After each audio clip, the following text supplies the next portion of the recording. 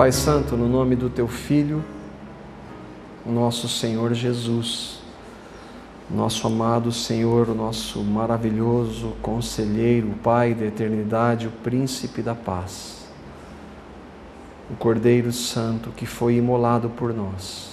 É no nome dele, Pai, que eu quero te pedir que o Senhor fale conosco. Mais uma vez essa noite, traga essa palavra que ela é viva e eficaz. Não permita que nós fiquemos na letra, porque ela mata. Mas ela, pela ação do Teu Espírito, vivifica os nossos corações. Fala conosco, traz ela viva e transforma, Senhor, as nossas vidas pela proclamação da Tua palavra. Fala conosco, Pai, tira toda distração. Não permita que nós não estejamos focados na Tua palavra somente. Glorifica o Teu Filho neste momento. Fala conosco. Eu te peço, Pai, no nome santo dele, do nosso Senhor Jesus. Amém. Nós estamos estudando Romanos e nas edições, nós temos gravado esses estudos em vídeo, e nas últimas edições que eu fiz, eu vi dois erros que eu gostaria de corrigir. Um é que, se eu não me engano, há 2 semanas eu falei de um dos irmãos do William Tyndale, que foi um tradutor da Bíblia para o inglês, e ele morreu na fogueira, e que enquanto ele estava sendo queimado, ele cantava, mas não é ele não, ele morreu sim na fogueira, mas é um outro irmão que chama John Huss, que também morreu na fogueira por causa da palavra, e que louvava o Senhor no momento que estava sendo queimado. Tem o filme dele no YouTube, se você lá colocar John Huss, Johnhuss, vale a pena nós assistirmos. Ontem eu e a Carla pudemos assistir e ver a história desse irmão precioso no Senhor. Então, essa correção. E uma outra é que eu falei que Paulo não viu Jesus antes da ressurreição, mas na realidade nós não sabemos, porque Paulo já era um fariseu, já era perseguidor da igreja, e Jesus estava vivo ainda, então provavelmente ele tenha visto Jesus antes de Jesus ressuscitar. Ele teve um encontro com o Senhor Jesus quando Jesus aparece para ele no caminho para Damasco, ressurreto. Nós vamos continuar o nosso estudo em Romanos, e o tema hoje é: todos queremos ver o poder de Deus. E onde que se encontra? Principalmente hoje, nos nossos dias, que há uma busca pelo poder de Deus. Onde o poder de Deus se encontra? E nós vamos ver em Romanos de maneira muito clara. Primeiramente, dou graças ao meu Deus por Jesus Cristo, por todos vocês, porque em todo o mundo está sendo anunciada a fé que vocês têm. Deus, a quem sirvo de todo o coração, pregando o evangelho do seu Filho, é minha testemunha de como sempre me lembro de vocês em minhas orações. E peço que agora, finalmente, pela vontade de Deus, seja-me aberto o caminho para que eu possa visitá-los. Anseio vê-los, a fim de compartilhar com vocês algum dom espiritual para fortalecê-los.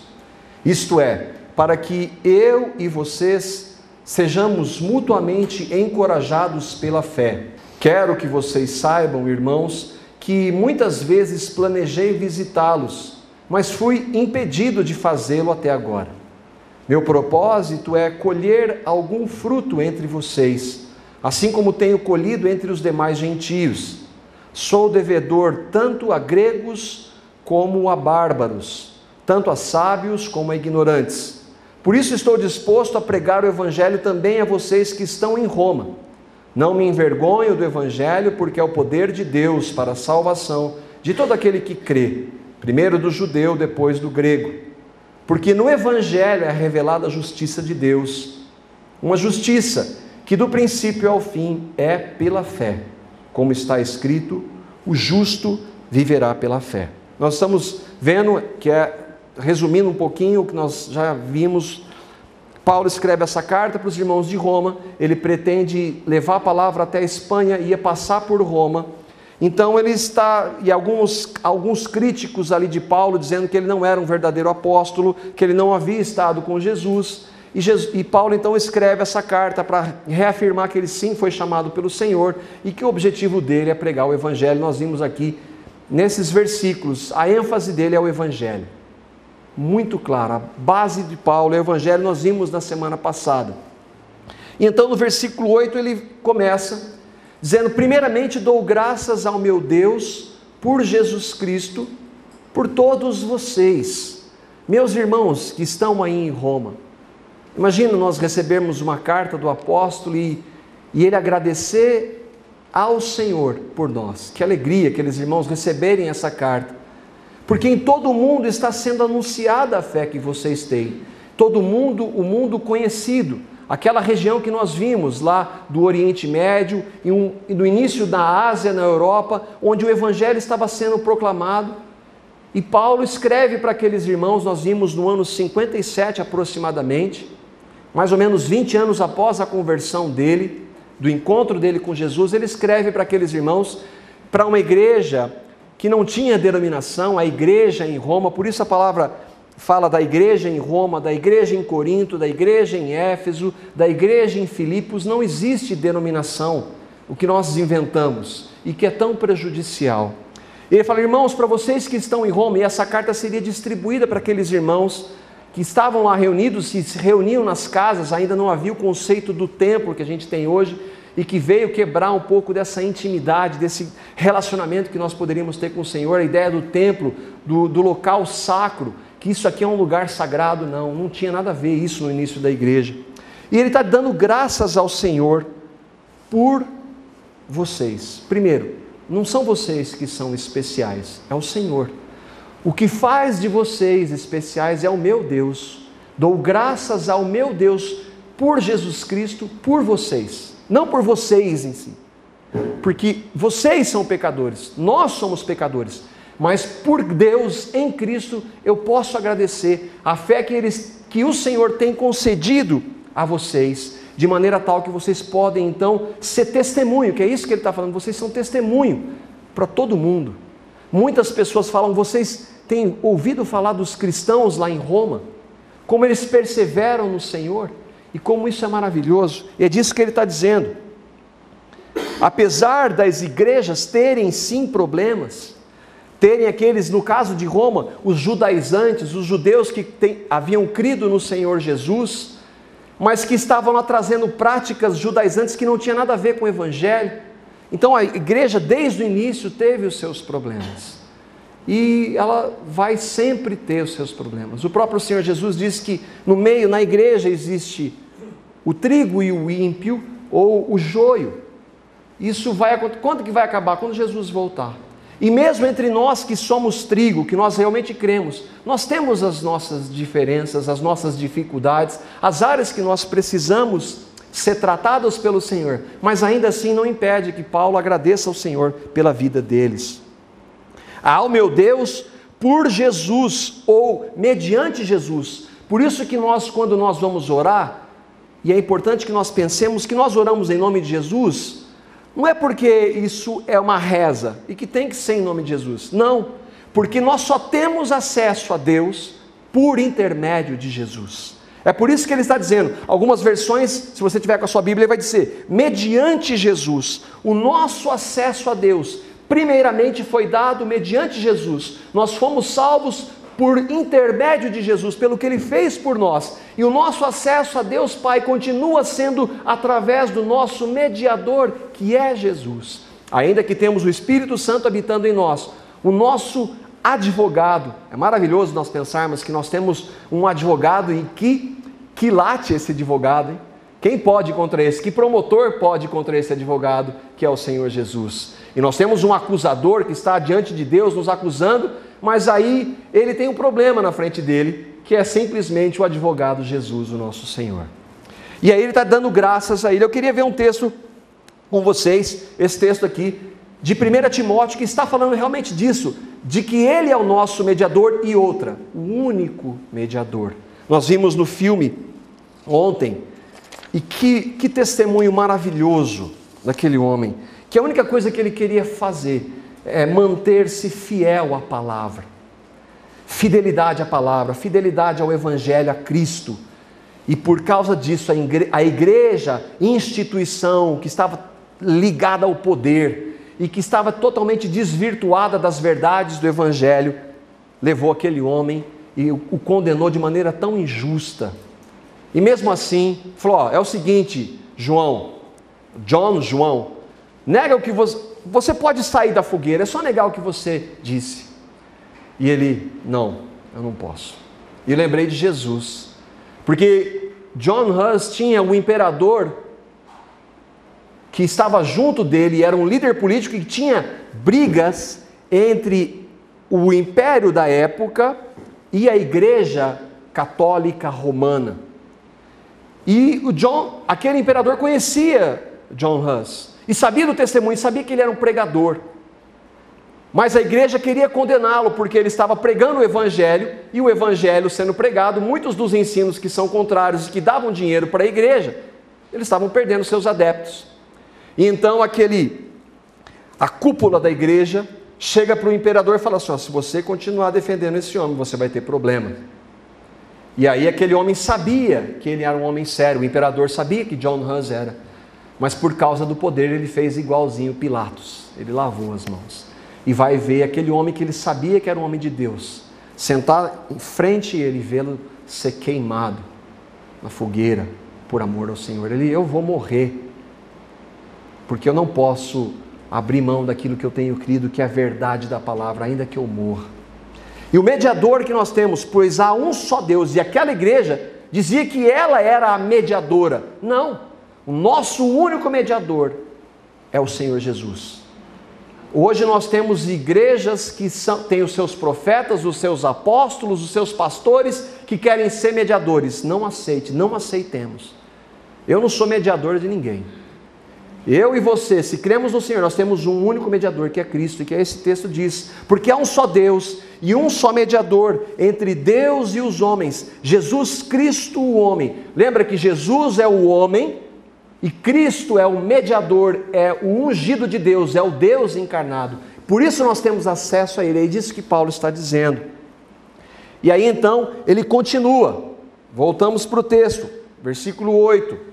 Primeiramente, dou graças ao meu Deus por Jesus Cristo, mediante Jesus Cristo, por todos vocês. Porque em todo o mundo está sendo anunciada a fé que vocês têm. Graças ao Senhor vocês têm perseverado. Porque nós não perseveramos pelas nossas forças. Nós cremos que todo aquele que crê no Senhor, ele vai perseverar até o fim. Ele não é salvo porque ele persevera, mas porque ele foi salvo, ele vai perseverar. Isso mostra que a capacitação vem sempre do Senhor Jesus. Se você tem perseverado, não conte isso como um ponto diante de Deus. Não, Senhor, eu te louvo porque pela tua graça, a tua misericórdia, o Senhor tem me capacitado a perseverar. E aqueles homens, quando Jesus disse, por exemplo, lá em Mateus, aquele que perseverar até o fim será salvo. John Hus foi um exemplo, perseverou até o fim. E quantos outros que morreram, e quantos outros não morrem hoje, estão morrendo hoje por amor a esse Senhor, que não negam diante da pressão da sociedade, da pressão da religião, eles continuam perseverando. E isso que Paulo está falando, vocês têm tido uma fé que o Senhor os capacitou, e louvado seja o Senhor pela fé que Ele tem dado a vocês. Que privilégio o mundo comentar a fé que nós temos. Em Roma, porque eles estavam em Roma, era o centro do Império Mundial, o Império Romano que dominava os judeus e que dominava aquela localidade, uma cidade com 4 milhões de habitantes, e que havia ali os seus judeus também perseguindo cristãos. E é interessante, um historiador alemão, conterrâneo de um dos irmãos que nós temos aqui, ele faz um levantamento interessante. A primeira tomada de posição do Estado romano contra os cristãos remonta ao imperador Cláudio por volta de 41 e 54. Lembra que Paulo escreve mais ou menos nesse período, 57 a 60 depois de Cristo. Ele mandou expulsar os judeus porque eles estavam continuamente em litígio entre si por causa de um certo Crestus. Mas esse nome Crestus é quem? Cristo. Então os judeus estavam brigando com alguns que tinham crido em Jesus, no Cristo, e eles estavam em litígio, e esses que Paulo está louvando ao Senhor pelo testemunho deles estavam crescendo, e a igreja estava crescendo, e o imperador, a gente está tendo um problema com esses aí, é bom a gente tomar cuidado com esses. E essa igreja cresce forte no Senhor, mesmo com perseguição. E aí nós vemos um pouco da história hoje. O Valdir esteve aqui pregando na quinta-feira, e hoje ele deve estar lá, ele foi para a Europa, fazer um tour lá, ia passar em um lugar que é um ponto turístico que todo mundo gosta de visitar, que é este aí, que é o Coliseu de Roma, e que é olha lá quanta gente visitando, mas às vezes a gente não para perceber o que tem por trás desse monumento, e que essa figura, que é uma pintura do século passado, mostra uma das realidades. Está vendo lá? Cruzes, cristãos mortos e alguns que iam ser comidos por leões, por amor ao Senhor Jesus. Então Paulo está falando dessa fé, que apesar da morte, do sofrimento, eles não negaram o Senhor Jesus. E nós? E nós? Vendo o testemunho desses homens, o que nós devemos, a palavra-chave para nós é misericórdia. Senhor, tem misericórdia. Às vezes que eu reclamo, que eu murmuro, diante de circunstâncias que são nada como essas, e tantos irmãos que morreram por amor a esse Senhor. A nossa palavra é: Senhor, tem misericórdia de mim. Não era uma super fé, não era uma fé de poder, de sinais, não. Era uma fé que diante do sofrimento, não negaram o Senhor Jesus. É disso que Paulo está falando para aqueles irmãos. Versículo 9: Deus a quem sirvo de todo o coração. Não é possível servir ao Senhor se não for de todo o coração. Não é possível servir ao Senhor se for da boca para fora. Porque se for de todo o coração, o Senhor vai nos capacitar diante de situações como estas. Eu sirvo ao Senhor de todo o coração, de que forma? Pregando o evangelho do seu Filho. Para depois e dá uma olhadinha nesses versículos, de 8 a 17, quantas vezes Paulo está enfatizando, pregando o evangelho, proclamando a fé. Fé no sentido aqui é evangelho, proclamação de Cristo crucificado. Olha só, irmãos, nós estamos apenas no versículo 17, quantas vezes a ênfase de proclamar o evangelho, Paulo está dizendo.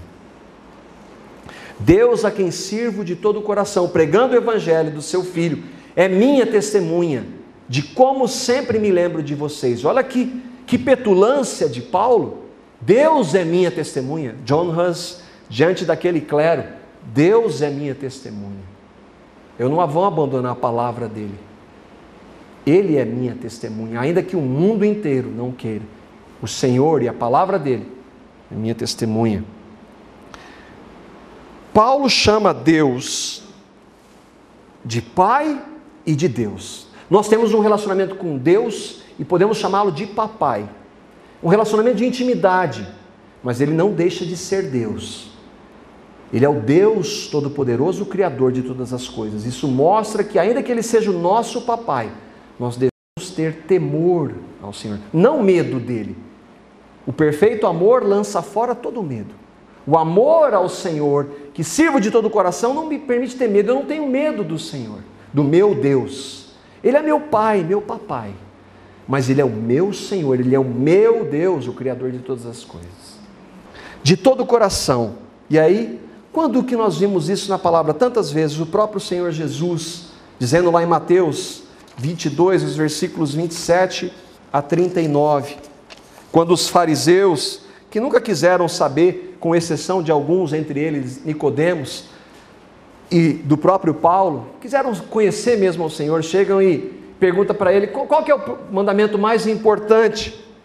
E o Senhor Jesus resume toda a lei nesse texto: amarás o Senhor teu Deus de todo o teu coração, de toda a tua alma, de todo o teu entendimento.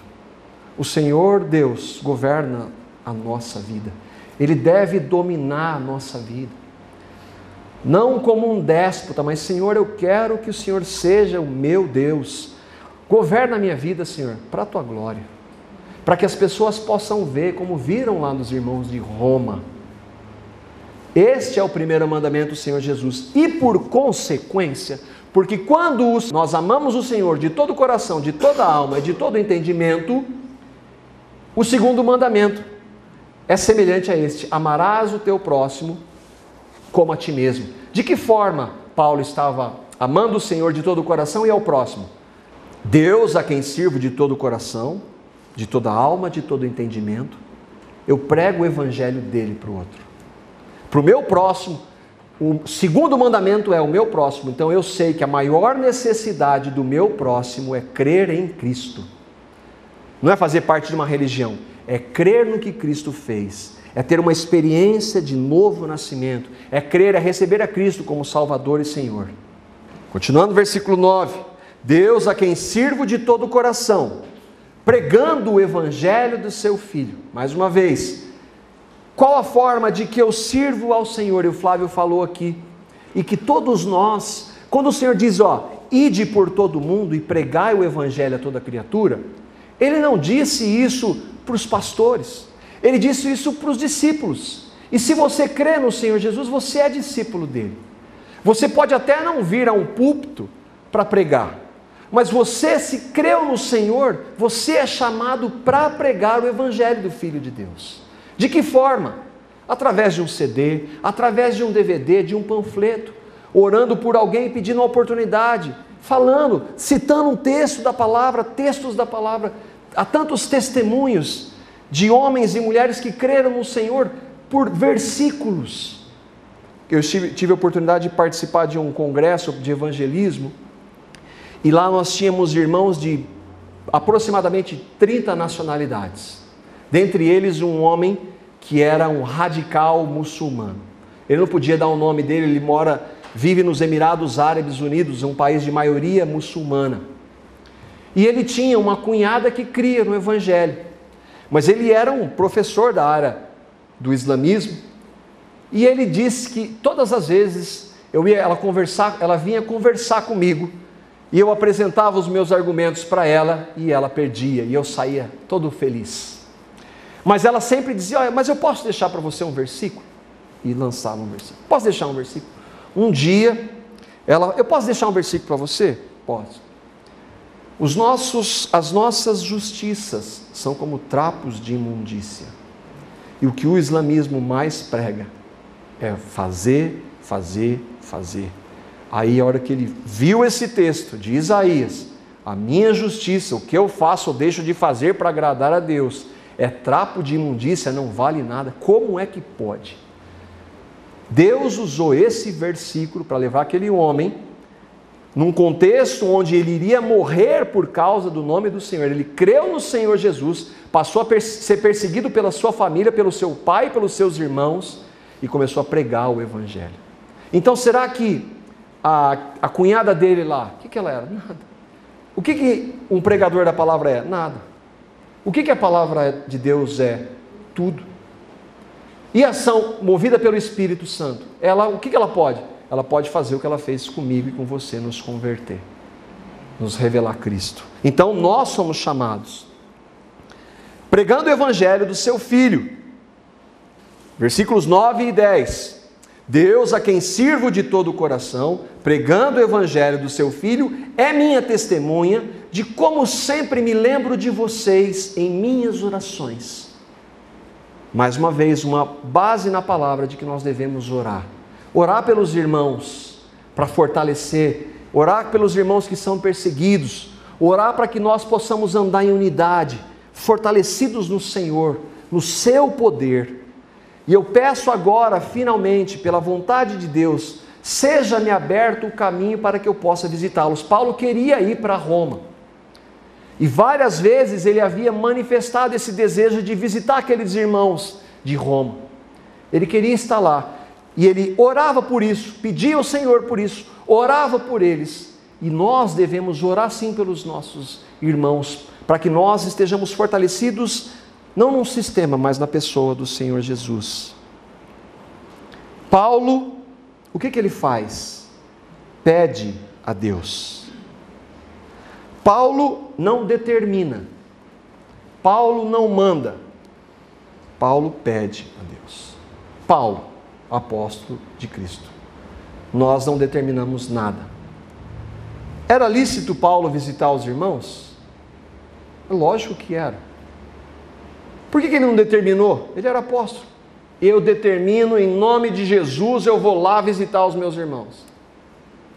Em minhas orações, e peço que agora, finalmente, pela vontade de Deus, seja-me aberto o caminho para que eu possa visitá-los. O meu desejo está exposto diante dos meus irmãos, diante do Senhor, mas pode ser que não seja da vontade dele.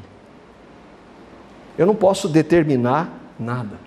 Eu tenho que ir diante do Senhor e pedir. Isso se aplica a todas as circunstâncias da nossa vida. E numa doença, eu posso manifestar o meu desejo diante do Senhor? Senhor, eu quero que o Senhor manifeste o teu poder na vida daquele meu irmão, da minha irmã, que cure. Mas Senhor, o Senhor é Deus. Eu não entendo, Senhor, os seus propósitos, os seus caminhos. O Senhor é Deus. Então, Senhor, faça a sua vontade. Como nós podemos entender Jesus diante da morte no Getsêmani? Lembra que quando nós vimos na palavra, o Cordeiro de Deus foi imolado antes da fundação do mundo. Jesus morreu por nós antes da fundação do mundo. Mas ele chega pouco antes de ir para a cruz, e o que ele faz para o Deus Pai? Pede para não ir para a cruz. Mas Pai, não faça a minha vontade, a sua. Pede uma vez, pede 3 vezes. Jesus, Deus encarnado, que morreu por nós antes da fundação do mundo, pede para não ir para a cruz, mas ele obedece ao Pai. E nós, isso para qualquer circunstância. Senhor, o meu desejo deve ser fazer a sua vontade. Não quer dizer que eu não possa manifestar o meu desejo. Senhor, o meu desejo é esse. Mas antes de tudo eu quero fazer a sua vontade, porque ela é boa, ela é agradável, ela é perfeita. Ainda que eu não consiga ver isso. Ainda que eu não consiga compreender. Por que nós estamos falando dessa questão da vontade? Um conhecido pregador da TV afirmou, em João 14:13, temos a seguinte promessa do Senhor Jesus. E tudo quanto, presta atenção no texto, que está na sua Bíblia também, e tudo quanto pedirdes em meu nome, Jesus dizendo, eu o farei, para que o Pai seja glorificado no Filho. Está explícito aí, ou não implícito, que o seu pedido vai ser atendido desde que glorifique o Deus Pai. Pode ser que Deus glorifique, que o Senhor Deus seja glorificado através da sua cura. Pode ser que Ele seja glorificado através da sua doença. Mas o pedido é um pedido. E aí esse pregador da TV diz assim, segundo os entendidos, na língua grega, esta palavra pedirdes está mal traduzida. Teria sido melhor determinardes. Então aqui está a primeira lição. Não precisamos pedir a bênção, e sim determinar, exigir, mandar, ou seja, tomar posse daquilo que aprendemos pela palavra. Ou seja, Deus, faça o que eu quero.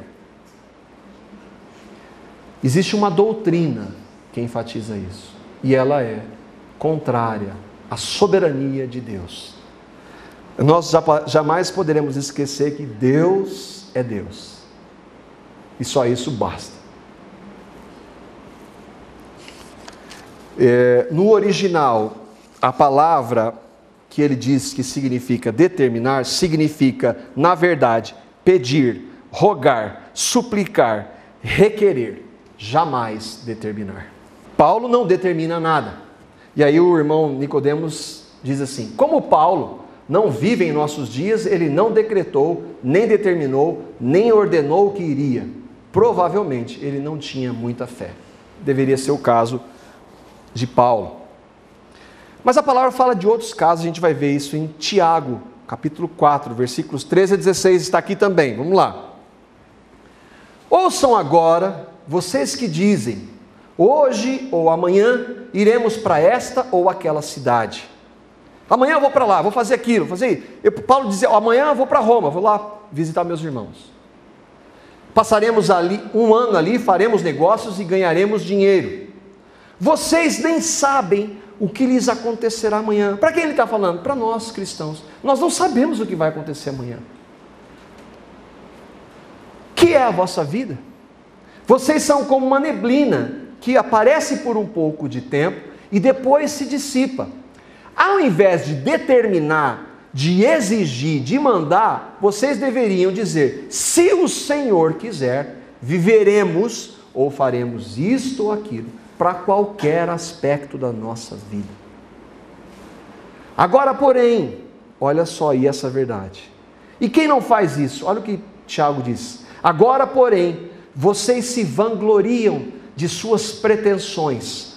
Toda vanglória como esta é maligna. Vanglória é orgulho, é pretensão, é dizer: quem governa a minha história sou eu. Por isso, então, eu determino. E não há base na palavra, em hipótese alguma, para isso. Versículo 11, Romanos. Paulo está mostrando que ele anseia vê-los, e olha que maravilha, a fim de compartilhar com vocês algum dom espiritual para fortalecê-los. Eu quero ter relacionamento com vocês. Nós visitamos um irmão nessa semana, e muitas vezes, algumas vezes nós conversávamos e eu falava assim: irmãos, às vezes a gente se reúne como irmãos em Cristo, e o que eu converso com vocês aqui, às vezes quando eu me reúno com alguns amigos que não creem no Senhor, eu falo as mesmas coisas com vocês do que com eles. E nós somos irmãos em Cristo, e eu gostaria de a gente poder ter esse momento de... Não tem que ter, agora 5 minutos para falar de futebol, 5 minutos para falar da palavra... Não, se a palavra de Deus habita ricamente em nós, ela deve habitar. Se nós devemos falar entre nós, entre salmos, hinos e cânticos espirituais, se nós devemos falar do que o Senhor tem feito, por que não? E nesse dia foi tão gostoso que nós pudemos compartilhar. E Paulo desejava ter isso com aqueles irmãos. Compartilhar do que o Senhor tinha feito, estava fazendo através dele e através daqueles irmãos. É isso que Paulo está dizendo.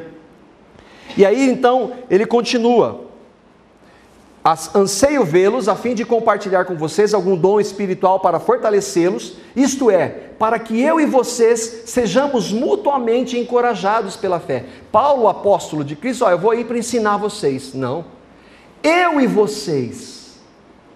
Paulo, apóstolo de Cristo, queria ter relacionamento, porque vocês, o Senhor usa a vida de vocês também para que eu possa crescer no relacionamento com Ele. Então eu quero estar com vocês para que a gente possa compartilhar, ter esse momento de relacionamento juntos.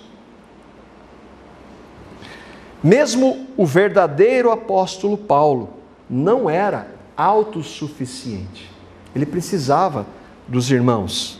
Versículo 13: quero que vocês saibam, irmãos, que muitas vezes planejei visitá-los, mas fui impedido de fazê-lo até agora. Quem impediu o desejo de Paulo?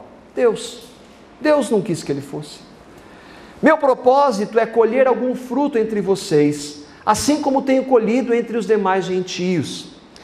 Quero, irmãos, que vocês saibam, irmãos, houve tantas ocasiões que eu gostaria de estar aí com vocês, mas o Senhor não quis. O Deus que governa a história não quis. Ele não deixa de manifestar a vontade dele. E aqui eu pensei em algumas verdades do que Paulo diz que serve de consolo para nós. Primeiramente, mesmo Paulo às vezes não tinha compreensão da vontade de Deus. Paulo, apóstolo de Jesus, não tinha. O desejo dele era ir, mas ele não foi. Ele não sabia que Deus não queria. E Paulo chegou a visitar aqueles irmãos? Não. Paulo vai, várias vezes ele planejou, nunca conseguiu ir. Ele vai para Jerusalém depois e é preso, e vai preso para Roma e vai morrer lá. Aquele momento de comunhão não foi possível. Então, se isso aconteceu com Paulo e com a gente, às vezes nós não conseguimos entender a vontade de Deus. Nosso desejo é fazer a vontade, mas às vezes nós não compreendemos. Por isso devemos buscar: Senhor, mostra a sua vontade. E se nós às vezes não compreendermos e errarmos nesse processo, para isso existe a misericórdia dele. Segundo ponto, ele podia expressar o seu desejo. Irmãos, muitas vezes planejei visitá-los, mas fui impedido. Não há problema em Senhor, o meu desejo é esse, eu gostaria disso, Senhor, mas eu quero fazer a sua vontade antes. Mesmo desejos, terceiro ponto, desejos bons podem ter um não como resposta. Às vezes Deus, porque é Deus, pode dizer não para nós. E nós devemos louvá-lo por isso. E o quarto, o nosso maior desejo deve ser fazer a vontade de Deus, independente das circunstâncias, independente do nosso desejo. Um texto que mostra isso, Provérbios 16:1, que nós conhecemos. O coração do homem pode fazer planos, não há problema. Acontece que a resposta certa vem dos lábios do Senhor. Continuando. Quero que vocês saibam, irmãos, que muitas vezes planejei visitá-los, mas fui impedido de fazê-lo até agora.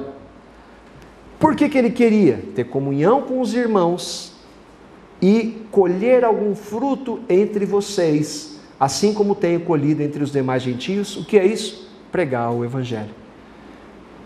Aquela igreja era formada principalmente por gentios. Eu quero ir com vocês aí para a gente pregar o Evangelho juntos.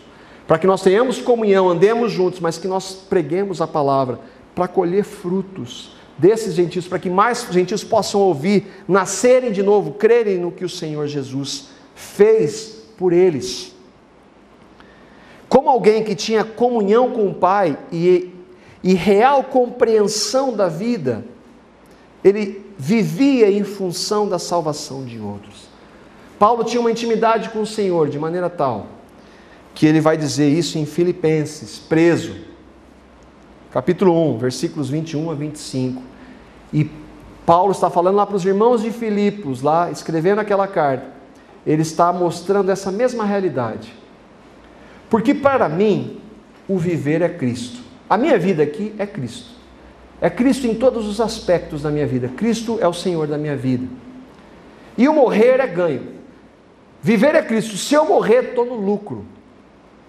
Isso para o mundo é ridículo, é um absurdo, é loucura, mas para o cristão não. Mas se eu viver na carne ou viver no corpo, viver nessa realidade humana, me der fruto da minha obra, que é o que Paulo disse lá para os meus irmãos, eu quero sair para levar e trazer outros gentios para a obra, levá-los a Cristo, fruto da minha obra, então não sei o que eu devo escolher. Estar com Cristo é melhor. Mas ver pessoas crendo nesse Senhor Jesus, considerando que uma alma vale mais do que o mundo todo, então eu quero que mais pessoas, dentre esses gentios, creiam no Senhor Jesus. E então isso é fruto. Mas de ambos os lados estou em aperto, tendo desejo de partir e estar com Cristo, porque isto é ainda muito melhor, ou infinitamente melhor. Estar com Cristo é o quê? Morrer. Quero morrer porque eu vou estar com Ele. A hora que eu morrer, eu estou com Ele. Mas não sou eu que vou tirar a minha vida, Ele é Deus. Se Ele quiser, eu vou. Eu vou com alegria. Eu vou com... Isso é lucro. Lucro, morrer em Cristo. Mas julgo mais necessário, por amor de vós, ficar na carne. Por amor a vocês. Amar ao Senhor de todo o coração, de toda a sua alma, de todo o entendimento. E ao próximo. A maior manifestação de amor ao próximo que nós podemos dar é falar de Cristo. Eu posso dar dinheiro, posso dar saúde, posso ajudar com algumas coisas, mas a maior demonstração de amor ao próximo, segundo o mandamento, segundo o Senhor Jesus, e que resume todos os outros, primeiro amar o Senhor e o segundo amar ao próximo, é falar de Jesus. E tendo essa confiança, sei que ficarei e permanecerei com todos vós, para proveito vosso e gozo da vossa fé. Olha, não é a mesma coisa que Paulo está falando lá para os filipenses? Não é a mesma coisa que ele está falando para Romanos? É a mesma. Versículo 14. Sou devedor tanto a gregos como a bárbaros, tanto a sábios como a ignorantes. Sou devedor do quê? Do Evangelho. Eu tenho que pregar o Evangelho para gregos e bárbaros. Por quê? Porque os gregos, assim como os judeus, diziam assim: no mundo só existem judeus e gentios. Todas as outras nacionalidades eram chamadas pelos judeus de gentios.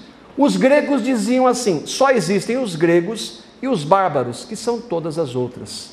Então eu quero falar para o grego e para os bárbaros, que são todos os outros. O evangelho é para todos, está claro.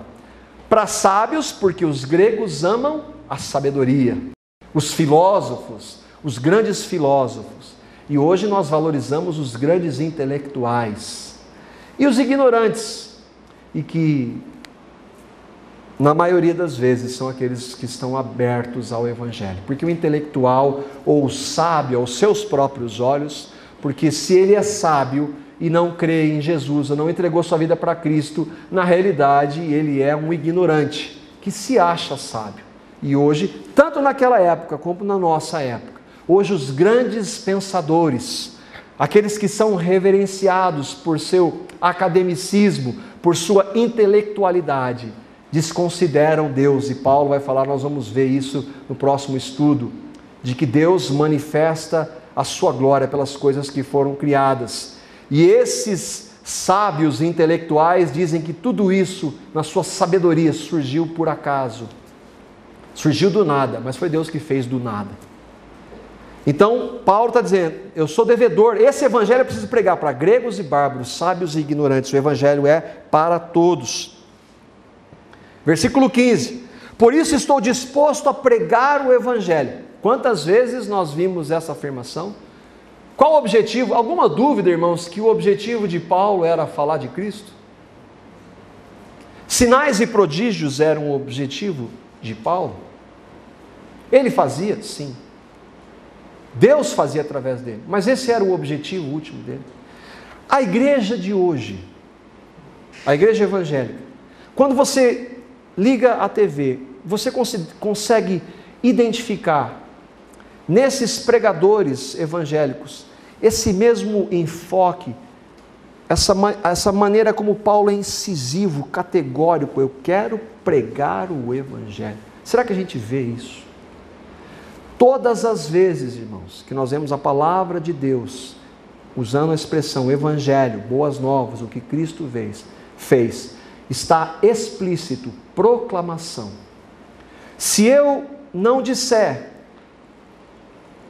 que para a pessoa que está do meu lado, que ela é uma pecadora, que nesse estado ela está separada de Deus, por mais religiosa ou melhor que ela seja, e que ela precisa receber o que Cristo fez por ela 2000 anos, a sua morte e ressurreição, que é o evangelho isso. Se eu não disser para essa pessoa essa realidade, que ela precisa crer que a morte de Cristo foi a morte dela, que quando Cristo morreu, Ele morreu a nossa morte, crucificou o nosso pecado no corpo dele, no sangue que Ele derramou nos purificou, e na sua ressurreição nos deu uma nova vida. Se eu não proclamar, ou pregar, ou falar disso, a pessoa não vai crer. O objetivo de Paulo era pregar o evangelho. Por isso ele, a tempo e fora de tempo, ele não deixa de falar do evangelho. Nós vimos aqui, ele falou do desejo de estar com os irmãos, de compartilhar, mas o objetivo dele é pregar o evangelho.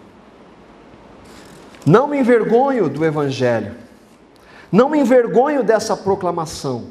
E aí o título da nossa reflexão: todos nós queremos ver o poder de Deus. A igreja evangélica quer ver o poder de Deus, mas não esse. Não me envergonho do evangelho, porque o evangelho é o quê?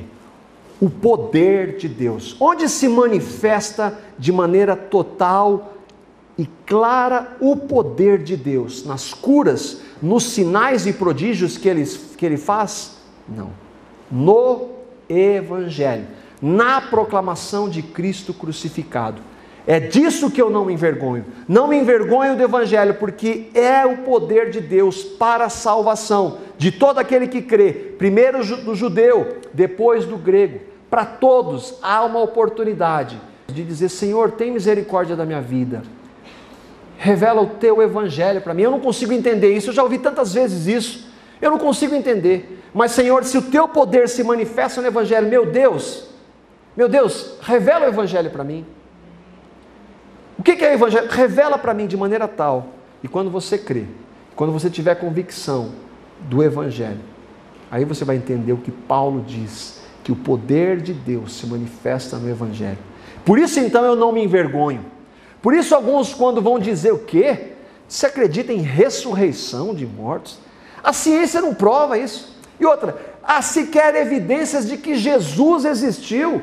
Como é que você pode crer que Jesus existiu? E outra, se ele morreu e ressuscitou dos mortos? Você é um ignorante. Era isso que Paulo ouvia dos gregos.